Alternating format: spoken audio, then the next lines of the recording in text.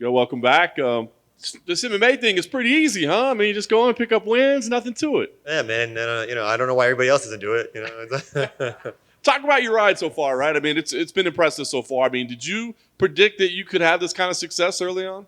um, you know, I got asked this question a little bit ago, and it made me think. And to be honest, I just kind of took it each fight as it came, and I just hoped for the best and trained as hard as I could.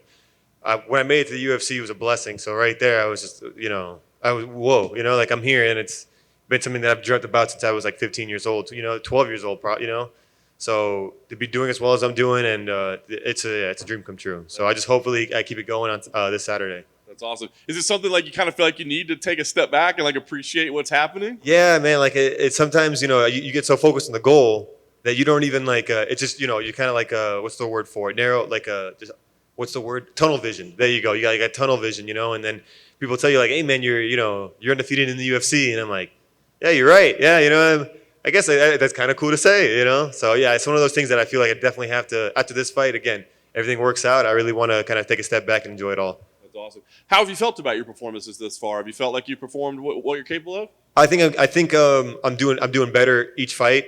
I don't think I've actually performed to my best yet. So I'm still I feel like there's more to come. Yeah. I think, and I can definitely get way better. So.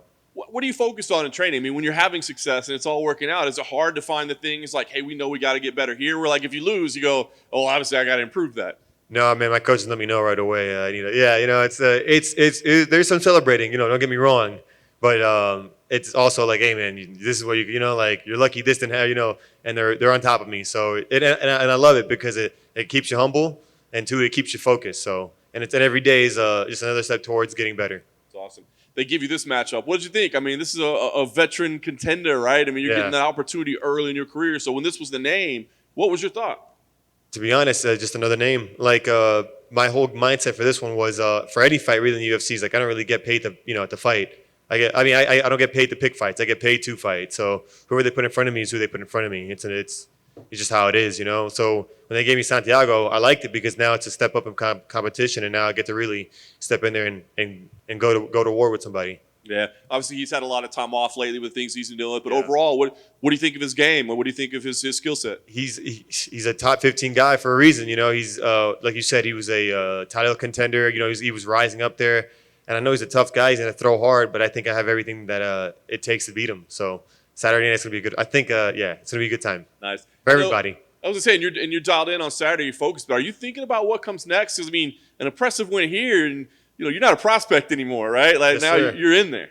Yeah, you know what? I try not to look too far ahead, but it's hard not to. With everybody saying, it's like you realize, like, hey, I'm fighting one of the best guys in the world, and take him out. What's next after that? So we'll see. But I've been mostly focusing on Ponzinibbio right now. Nice. Do you have any goals for this year? Like do you see like, hey, I want my career to progress to here or a rank? I mean, do you have that right now? I only work really. I have the long-term goal, and I don't have a really, that's something I got to work on. But you're calling me out right there, man. It's perfect. Long-term goal, title. Medium-term goal, I don't really have one. Short-term goal, win the next fight and get better. So I've been working on my short-term goals, just trying to get better in the gym every day, win the next fight. Long-term goal, the title.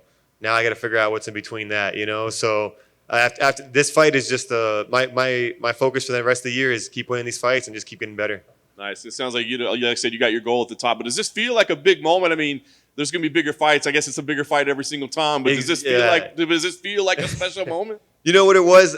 So I got the fight in a undercard, I think in Tampa. And it was against Hector Aldana. And then it went from Hector Aldana to a major step up to Matt Brown. No offense to Hector Aldana. It's just Matt Brown was his established name.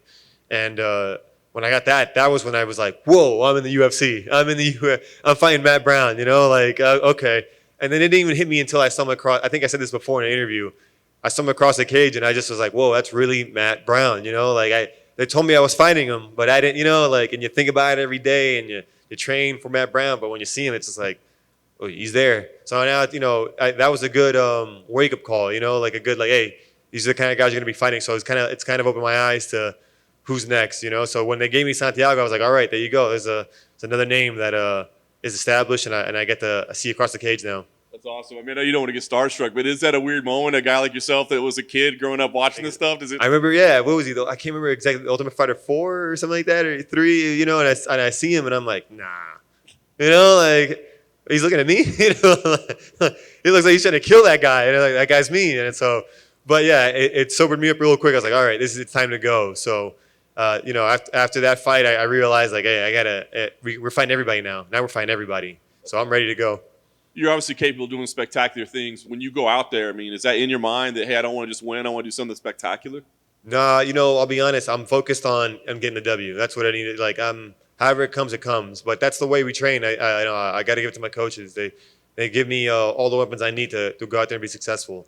When it comes to, you know, and one of my coaches, Cesar Surhey, actually pointed this out. You know, I've gotten finishes with the left hand, right hand, kicks, head kicks, you know, submissions, and that's exactly how I want to keep it going. I want these guys I don't want them to know what's coming next. It's not going to be a overhand right. It's not going to be a left hook. It's not going to be a calf kick. It's not even going to be a submission. It could be a flying knee. It could be, you know, whatever it is, uppercut, right? You know, it could be anything. So that's, you know, I want to keep them guessing the whole time. Nice. Last thing for me, what type of fight do you think we're going to see on Saturday? I mean, is this going to be a drawn-out battle, or do you think you can go out there and get a finish? I think I can get the finish. I think Ponzinibbio is a tough guy, but I think, again, I have all the tools to finish him. So